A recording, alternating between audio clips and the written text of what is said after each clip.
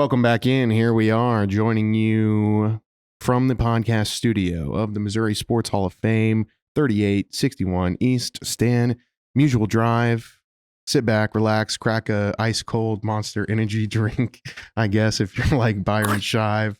I'm glad you're using the coaster, at least. Well, I am not a complete slob. We didn't have coasters in here.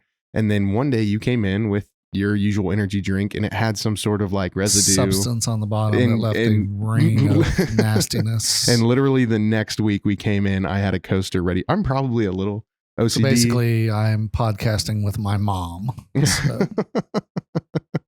I'm sorry about that. I'm sorry. I had to go with the Sherpa today. Yeah, you're cold apparently. Yeah, no, I just like to stay warm. It's a harsh winter right now that we're dealing with. Jekyll and Hyde heating system we have here at the Hall of Fame. It's either 55 or 85. I seriously don't remember like a cold stretch like this in a while. It's cold. Usually here in the Midwest, it's like we'll get one of those days that's like, single digits, but then it's back up above freezing the next day. It's been several consecutive days here. Crazy. The Chiefs game, of course, it was monumentally cold, but there were videos coming out that they were having to put the waters and the beer and stuff in the refrigerators to keep them warm. Because it was warmer. Yeah. And when they took them out, the waters were like freezing. And I've seen some of those videos. That's just crazy. Yeah. And we'll talk about that for sure. We'll get back into that. But should have brought Kaylee on today since she was there. Maybe she's got feeling in her toes again, maybe. See, once we get on the podcast, then we have all these good ideas that start flowing. And it's like, oh, well, too late now. We're already hitting the record button, With the weather, though, we still had the TFC Tournament of Champions. Yes. Did you go back after Thursday? I planned on going Saturday, and I came down Saturday for the breakfast for the first time. I'd never been to that. That was a lot of fun. And once I got back home and got cozy, and it was kind of like, I want to, but if I come to the slam dunk contest, that'll be awesome. But I'm going to want to stay for the championship, and it'll be 11 o'clock. And it was basically me being old. So I did not come back. I didn't go back either. I was telling you when we went on Thursday night, the Hall of Fame, we partner. We're a sponsor of the TFC. We were recognized on Thursday night. A lot of us attended. That I used to go all 3 nights with my pops, and we'd watch every single game. That's tough. And I sound old here too, but the last game usually starts at 9 or the championship sometimes even later, depending on the slam dunk contest. But if you missed it, Paul VI, they actually won their 3rd TFC title. I don't think it was shocking to me or you. They were. Well, it's just kind of crazy. I remember when they came the first time, I'd never heard of, a lot of these schools that come in, I've heard of just by following, not intently, but just being a sports fan. I had not heard of Paul VI at that time. Obviously I have now, but just when they came the first time, they had 1, 2, elite college prospects. Yeah, they got a whole lineup of them now. It's like they've become and their coach was awesome. I mean, he spoke with the breakfast. He's loved Springfield. That was the coolest thing about the breakfast. Of course, all the coaches. All 8 coaches get up and speak, and every one of the out of town coaches just raved about the hospitality, not only of the tournament itself, but Springfield and the Ozarks. And that was kind of makes you feel good when you're sitting there. I mean, I remember seeing a fan. I don't know if she was a mother of a player or not, but she had a Rainier Beach sweatshirt on when we were there Thursday night. And I just, said, "Hey, welcome to Springfield." And she was blown away. "Hey, thank you." Just kind of blown away by that. But just that was kind of cool. Hearing the coaches just rave about the hospitality. So good job, Springfield. They do, it's even down to some of the smallest things, right? The tournament makes sure that they handle all of the washing of the jerseys for the teams. And they're like sponsor for that. It's just unreal. Yeah. Very, very cool. Good job, Lloyd's. Shout out Lloyd's. But that Paul VI team is insane. It looked like they had 6 defenders on the floor. Well, they got 2 guys that are committed to Duke that are going to be playing. That's obviously elite college basketball, but everybody on there, I mean, just they're 6, like you said, 6th, 7th man are going somewhere big. So they have 4 players in the top 100 according to Max Preps in the 2024 recruiting class. You said 2 to Duke. I saw an NC State guy as well. I'm not sure where else some of those other guys are going, but it's just solid brand of basketball. I shouldn't say this, but I'm going to. We heard somebody sitting behind us during their first game that said, man, those guys might be able to beat Missouri State men's team. I don't know if that's true, but but there's a lot of solid players on that team. They got some talent for a high school team. It's insane. Could you beat a mid major? I don't know about that, but high school basketball, those dudes can play. Well, and they will be in the running. I don't know if the Geico Nationals usually is the prep schools, and I don't know. Paul VI is it's a private Catholic school. It's not necessarily one of the Link Academies. Yeah. But I don't know if they'll be in the running for any type of national championship. But watch out, everybody else in Virginia, because they're loaded. No kidding. Talking about the Tournament of Champions, I thought we would jump to our question of the day. You've been around it a long time. I've gone to it for a long time Tyler as well. Okay. I don't know what the question is. Well, twofold, right? Twofold. What's the best team you remember at the TOC? Wow. And then also, who had the best tournament? Who was the best player you saw during the TFC? Okay. Yeah. All right. That's tough. A lot of different ways you could go. Let's start with the player. There's a lot of people would say, I think Anthony Peeler would be a popular name. John Wall's a popular name. Alonzo Mourning was kind of the original star that kind of put the TOC on the map way back.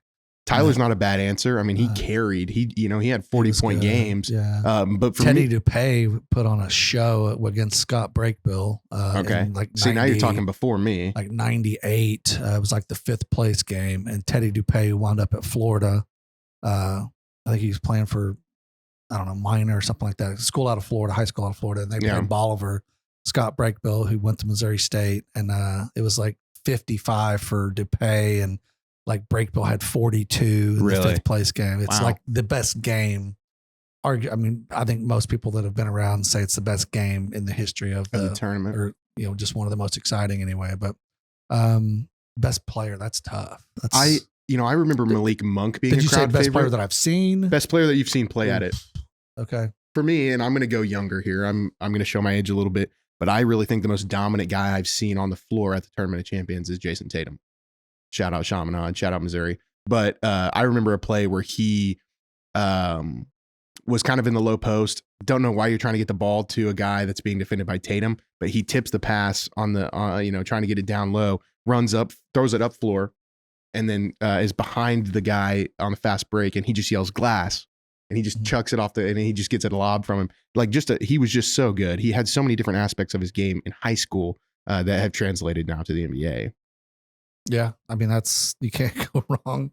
When you're talking about best anything, Jason Tatum.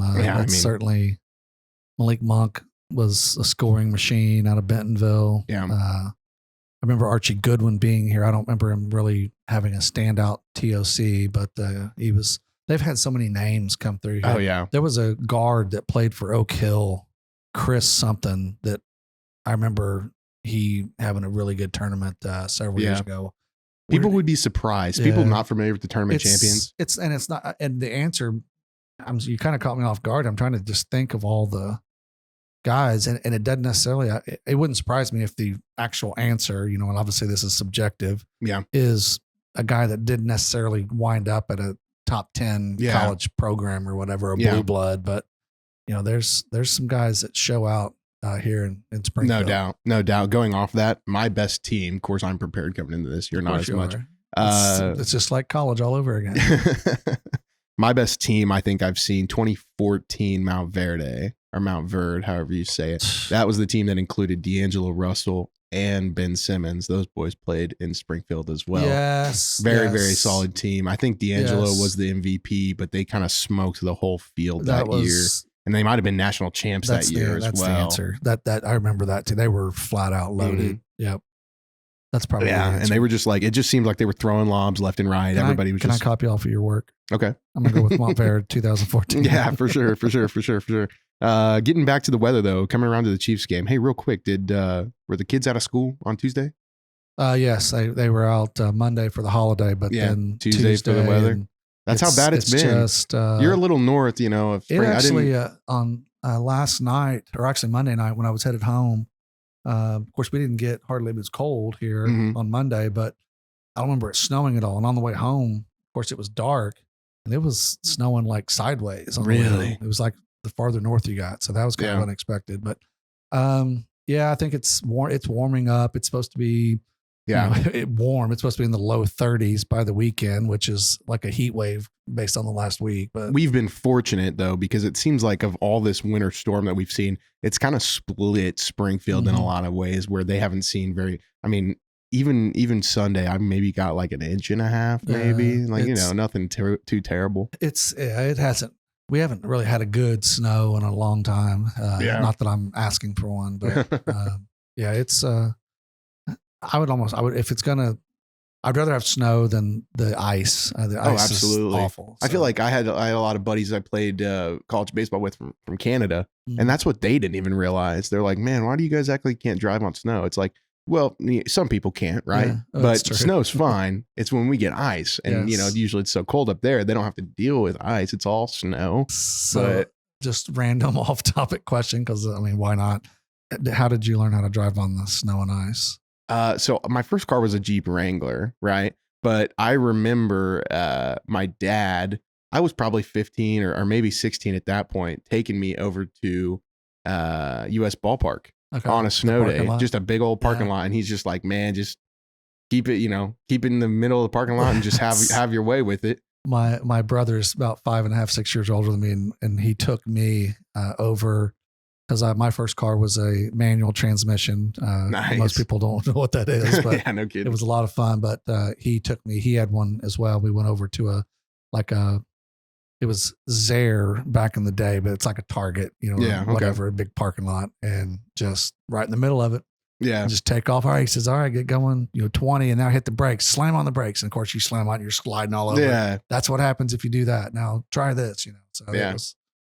Yeah. Now if it's ice, you're just sliding no matter what. Yeah. But ice is definitely the worst is the black ice when you're not expecting ice and all of a sudden you hit a patch. Up on you, This is a fishtail. But yeah, no, I feel like that's like the big thing is like you kind of have to just get comfortable with it a little bit, Northerners probably make fun of us, but we don't get it enough. I remember one night when I was a junior in high school, we had a snow. Of course, I'd driven to the basketball game, and afterwards we're goofing off in a parking lot, kind of doing donuts and all that stupid stuff. And I slid right into my friend of mine in front of me stopped like on a dime, and I like hit the brakes and slid right down the side of his bumper and had a big crease down the side of my driver's side door. And that was not a good explanation in the morning. Yeah. So. You live and you learn, right? That's just part of it. Speaking of the cold weather though, we'd mentioned the Chiefs game. Wild. Some of the stuff. One of my favorite things is I saw people doing like these sort of like, sped up time-lapse videos of them getting ready and putting on like 6, 7, 8 layers and layers. What surprised me the most was the hands, right? Your hands and your feet probably get the coldest. So they were going latex glove and then like a fingered glove and then a mitten. And I'm like, oh, that's pretty what clutch. Kaylee Berry on our staff, we have Hall of Fame season tickets, and she and her brother and parents, I think, went to the game. Yeah. And like, I think it was her toes. She was fine, but her toe, except for her toes. Yeah. She was even talking like they were like ashen gray that night. I'm like, hold on, my goodness. Frostbite, like hypothermia, but all is well. Don't pull on them too hard. They might break off. The funniest thing about the entire deal, of course, I was at home warm watching it. Yeah, same. Was Andy Reid's mustache. The frosted stash. The frosted mustache was, and that was like one of the players tweeted after the game that, I guess during the game, Andy Reid's trying to talk to him about something. He says, man, I couldn't concentrate because just staring at his mustache. That's so funny. It was the 4th coldest game in NFL history. Not sure if that's official, but that's what I kept hearing on the broadcast. My favorite part of the game, I think, was the helmet. The helmet busting. For it to be that cold, for that expensive of a piece of equipment to break like that. Then you're going to get all the conspiracy theorists that come out and say, well, they didn't stop play. Normally they charge a team a timeout for an equipment change. Our team, blah, blah, blah. He didn't go into the concussion protocol to get checked out. That's, you have a lot of conspiracy theorists that are complaining about the people that annoy me right now are the NFL is scripted theorists. Right. I'm like, dude, you know how hard it would be? Like these dudes, this is their profession. Like they're all competitors. Like, what is this, the WWE? Oh my goodness. Right. But I will say I was surprised that they at least didn't, with all the focus on concussions, that they didn't even, his helmet busted. And they didn't. But he popped right back up. You know didn't what? take Didn't him seem out and wobbled at or least make him anything. look at or anything. Yeah. But, well, that was my headline of the game. I'm not surprised that Miami looked out of a fish out of water. No Playing pun a winning intended. team in cold Mammal weather. out of water or whatever. Yeah, no, it was playoff patty is playoff patty, but the Chiefs, I think they're a different team. They're going to go as their defense goes for the most part. Patty's going to make plays. He's going to find guys, but their defense is going to carry them. And I think that stood true. And it sets up the matchup of the year probably this weekend in Buffalo. I saw a stat that Mahomes and Josh Allen have played each other. This will be their 9th meeting. Really? They're 4-4. Wow. So wow. Just right down the middle. I mean, it's just like they're the two teams that have been, the last several years. At some point they're going to play each other with it on the line. So. Yeah, of course. And it seems like the Chiefs have gotten the better of them usually in the playoffs. It seems like it's always been at Arrowhead too. I don't think they've played Buffalo. No, I think this upcoming game at Buffalo is going to be Pat's first true road game in the playoffs. Everything else has been, Super Bowl neutral site. They played Tampa Bay for the Super Bowl, but they've always been under his, I think they've always been on one seat. They've always had the home game. Too, so. Yeah. And you might have to deal with even, weather up there too. My goodness, 5-6 feet of snow. Well, I mean, they were giving seats away basically, just sit wherever you want because they didn't have time to get all the snow out of the. Yeah. There was a foot of snow on the benches. I even saw the snow coming down on game day. Yeah. Like, it's 10 a.m. local time in Buffalo, and it looks like it's just coming down sideways. So to me, I was surprised when I turned the game on and the field was clear. I was like, whoa, man, like they know how to get that taken care of. Yeah. But yeah, we'll see. They'll be on the road next week. Everything is shaped up. We'll get back on the playoff topic here in a little bit. I want to take a quick break. Remind you, we are in season 3 of Where the Game Lives On. We're going to continue to have guests throughout the year. A guest that will be joining us, we wanted to announce today, is Justin Britt, a Lebanon product, awesome, who we have mentioned before, is being inducted at our February 4th enshrinement.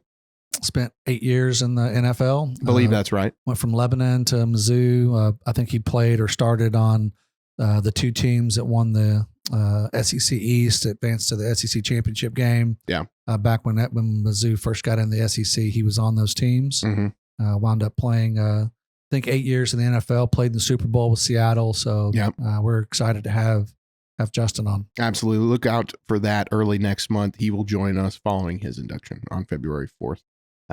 We are very, very excited. Very excited. Talking back more on the NFL playoffs, the Chiefs win in the tundra. I'll tell you what, I really think the story of the year is probably the Houston Texans. A great win at home. I mean, obviously, we won't talk about, what Cleveland did, but there isn't much to talk about there. I just think having a rookie head coach, a rookie QB who's probably established himself at this point as being one of the top guys now at the position. And you take Joe Burrow at Cincinnati out. I mean, obviously injured, but the 4 quarterbacks you got left, I mean, probably the 4 best quarterbacks and definitely in the AFC with Mahomes and Allen. You got Lamar Jackson that's had a MVP type year, and Baltimore, and of course CJ Stroud is. I mean, he's coming. I mean, the whole AFC is loaded with young quarterbacks. Gosh, I didn't even think about that. You look at the quarterbacks on the AFC side, and then the quarterbacks on the NFC side. You've got Jared Goff, Brock Purdy, Baker Mayfield. What's the 4th team there? Jordan Love with Green Bay. Who was also he balled out. He's announced his presence as well. Which craziest stat I've seen is Green Bay has won more playoff games in AT&T Stadium than the Cowboys have. Oh, that's They've rough. Won 3 and Dallas has won 2. And that, man, that's just the Cowboy Nation. Just it's the same cycle, right? And now they're like, oh, fire Mike McCarthy and get rid of Dak Prescott. I was like, 3 weeks ago we were talking about Dak Prescott being an MVP. Yeah, it's unbelievable. It's like an annual tradition. Almost, yeah. It's like we hype up the preseason. We get a couple good wins. We're going to the Super Bowl, first round exit. Which, I mean, I grew up as a little kid before the Colts arrived in Indianapolis. I was a Steelers fan. And so the Steelers and the Cowboys were big rivals back then. And so I've never really liked Dallas. But, man, that would be rough. They just get your hopes up and then lay an egg in the playoffs. Yeah, I just get tired of Dallas is because it's America's team and they're always on at 3:30 on Sundays, and there's other games I'd rather watch. Of course now you got Red Zone, but it did not hurt my feelings to see them get demolished at home. I was more happy probably for the Lions though. I watched. That was actually a really good game. I watched that. I wasn't surprised that Matthew Stafford got booed, but at the same time, it was kind of cool. Rough. He goes back to Detroit. Saw a video of his wife, and he's got 4 kids, and they were wearing jackets. All the jackets, the back said Detroit born, California bred, or something like that. Or, really? Growing up in born in Detroit, growing up in California, something like that. But that was cool, and just hearing the entire stadium "Lose Yourself," they were all singing that. Of course, Eminem's from Marshall Mathers, from Detroit area, but it was great. I think Dan Campbell's an awesome coach. If you've heard some of his speeches, I was watching even a preseason where they were going live during a practice, like actually tackling and hitting and all that. And he was given I guess some people were complaining about it, and he stopped practice and was telling them, basically imploring them to trust him, that he does, there was a reason, there was all this stuff. And of course now you got, I probably them and San Francisco for the NFC Championship, you would expect, very possible based on, you got Green Bay and Tampa Bay on the road. And so in theory it should be Detroit and San Francisco. And it's hard to win on the road. I can tell you right now, I mean, San Francisco's loaded, but they're playing inspired football right now. So yeah. I tell you what, that you talk about Stafford, you talk about Dan Campbell. There's been some tough pills for organizations to swallow in the playoffs, right? Yeah. You get rid of Matthew Stafford, he wins a Super Bowl year one. Yeah, and of course he wins a Super Bowl. Yeah. That is true, but now he has to sit there and be like, "Oh, I could never lead Detroit to a playoff." Yeah. I don't even think they made the playoffs, let alone a playoff victory. It was kind of interesting. They asked him after the game. Of course, they had lost, and Detroit was moving on. Kind of how he felt, or was he happy for the Detroit and whatever? And he said, "I'm happy for the players." So it was kind of like, not for the team, not for the fan base. It was kind of, it seemed to me like a knock or a slap at maybe a little backhanded comment kind of deal. Administration. Or really? So anyway. Well, and then very much like that though, the Browns get thumped, right? Of course, they don't have Deshaun Watson, but Watson's been outplayed by Flacco. They get thumped by Houston, and then they have to watch their quarterback they got rid of beat a team that was in the Super Bowl last year at home to get a win. So I saw something on Twitter. It was funny. Of course, I'm a big Baker Mayfield fan. If you listen to this podcast, you know that. But the Cleveland Browns have one playoff win since 1995, and that's Baker and Baker Mayfield himself has 2 since 1995 now. They'll have their hands full with Detroit. I'll say that. Their defense, same thing. Much like the Chiefs, Baker's not comparable to Patty, but in terms of the team structure, Tampa Bay looks like they're carried by their defense. Their defense sets the tone. And I love that MO of a team, but at the same time, you got to score to win. They won a Super Bowl with that MO with Warren Sapp back in the day. Their first Super Bowl, not the one that Tom Brady won, but that's like 2002, 2000, we're in that time frame, early 2000s. Yeah. They actually Derek made Brooks, Warren Sapp, they were loaded. Yeah, they made a comparison last night to Baker's year this year, career year, get that right, to Tom Brady's last year, right? 40-something age year. I was like, you got to be careful about that. But they're pretty comparable numbers. I mean, Baker's had a good year. He's one of those guys, maybe not like a CJ Stroud type guy, where he's just got the raw talent and he can just make plays on his own. I think he's proving, though, that he can be an elite quarterback in this league if he has the pieces around him. He's not like Patrick Mahomes, where he's making everybody better. But if he has the pieces, he can sling it a a little bit and get the ball to guys. Before he went to Tampa Bay, and before, I mean, the Colts were looking for a quarterback. I don't know if it was 2 years ago, whenever they wound up with, I don't remember who their quarterback was last year. Wins? So bad. Or no, Matt Ryan.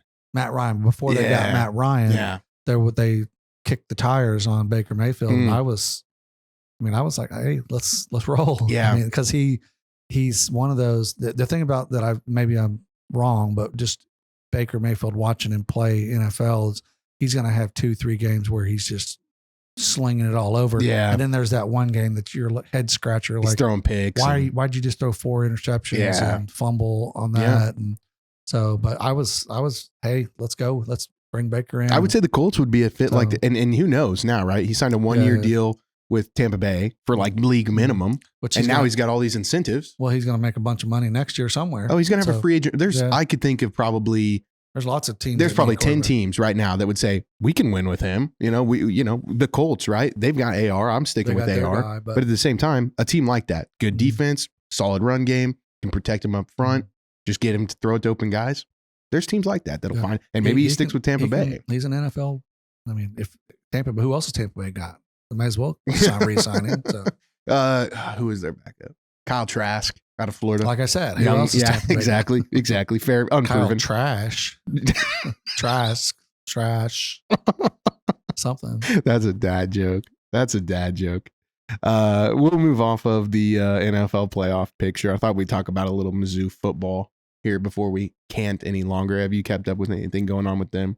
I just know that they had a really good signing class, and they've really hit the portal hard and have had some. I mean, obviously it's too early to tell. You got spring practice, and there'll be another portal session after spring practice when people depth charts kind of start taking shape, and you'll have players leaving and moving and everything else. But I think Mizzou's setting themselves up for. Next year.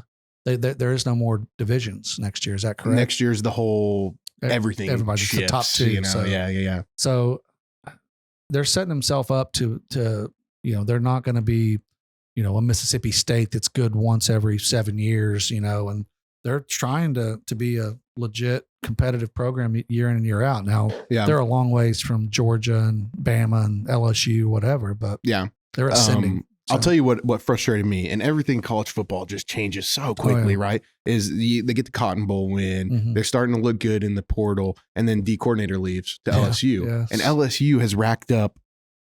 So they took the D coordinator Mhm. and then his assistant as well, and LSU has all these payouts now that they have to buyouts at Mizzou. Yeah.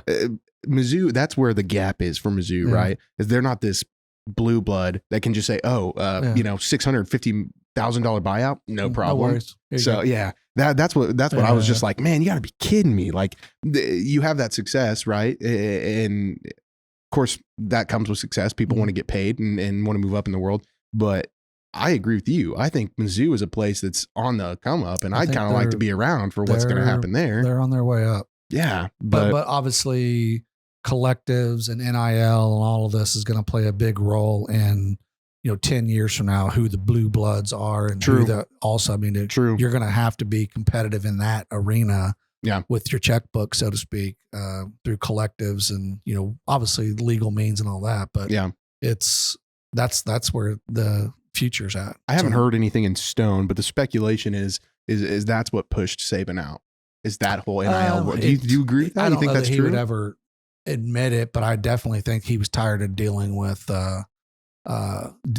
all the the money stuff, and The players have so much power. If you haven't been paying attention to Alabama now, obviously they signed the hot coach. Kalen DeBoer has done a great job at Washington, has won everywhere he's been, and probably will win at Bama. But what you're finding out at Alabama is a lot of their NIL over the last few years was tied in with Nick Saban. That was part of the Really? package. Is you get to be coached by this guy who's put 70 guys in the NFL or 70 first round picks or something ridiculous. And now that he's gone, those hometown discounts, so to speak, they're gonna have to start anteing up, and you got players leaving in droves. Probably the way I'm reading the tea leaves and speculation is that the deals that are no longer because they were already lower than they would be elsewhere. And so that's crazy. that's going to be, and then, on top of that, you got another SEC program in your state that's spending money left and right because they can and want to, and that Auburn. So it's going to be a challenge. College football just looks different. It's just, I think Florida State, they took 14 transfers, and I think 5, 6 of them are from Alabama. So I know that's how I know that Bama players are leaving in droves. They've actually got a slogan down in Tallahassee now called it says Knoll Tide. That's clever.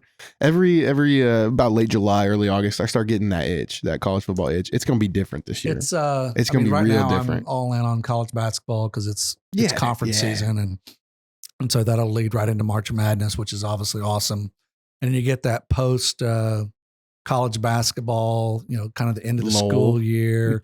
Summer is what it is. Yeah. But, once August hits, it's kind of just like, going to be wild. It's just go. Seeing different teams playing teams across the country. It's like, is this a bowl game in September? The Big Ten. I mean, I'm growing up. Big Ten was what it was. It was 10 teams. It's the Great Lakes. Yeah, it was 10 teams, and now you got like Washington and Oregon are part of it. USC. 10 UCLA. years from now, you may have a Florida State, North Carolina in the Big Ten. Yeah, it's just crazy what it's become. But I think it's headed towards 2 super conferences and everybody else. A commissioner, and it's a replicated league. Yeah, we'll see. Some people have said that's what Saban needs to be is the first, college football commissioner. That's legit. So yeah, I do like that. Anyway, we've come to the end of our time. Season 3, episode 2. We appreciate you joining us here on Where the Game Lives On, official podcast of the Missouri Sports Hall of Fame. We're just going to keep repping these out. You've heard some special guests we've got coming in, some big time events we've got coming up. But whatever's happening in sports across the state of Missouri, you can hear about it here. Be sure to follow us on socials. Mm-hmm. New episodes every Wednesday, Apple Podcasts, Spotify, or YouTube. Drop us a like and a rating. Mentioned it last week, but Peyton Manning will be in Springfield on April 4th at the inaugural Champions Gala. Can't wait for that. If you want to get tickets, we'll have information in the description down below. Byron, anything else? Just appreciate you listening. We'll be back next week. We'll see you next time on another episode of Where the Game Lives On.